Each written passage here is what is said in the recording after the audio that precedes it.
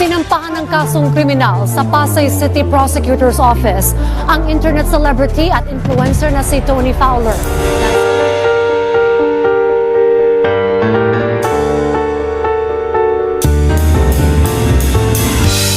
Nanganganib na maharap sa kasong kriminal ang actress at sikat na vlogger na si Tony Fowler matapos magsampa ng reklamo ang kapisanan ng mga social media broadcaster ng Pilipinas sa Pasay City dahil sa mga inilabas nitong mga music video na may maseselan na tema. Ayon sa isang post, kinasuhan ng KSMBPI si Tony Fowler dahil sa mga music videos nito na nagpapakita sa maseselan na party ng mga kalalakihan at kababaihan na hindi umano angkop na ibinabahagi sa social media platforms. Ayon sa aming nakalap na impormasyon, sinampahan si Tony Fowler ng 3 beses na paglabag sa Revised Penal Code Section 201 in relation to cybercrime law.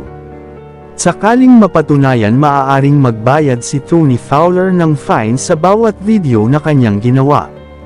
Bawat video ay kay multang 6,000 hanggang 12,000 at parusang pagkakakulong ng hanggang 20 taon.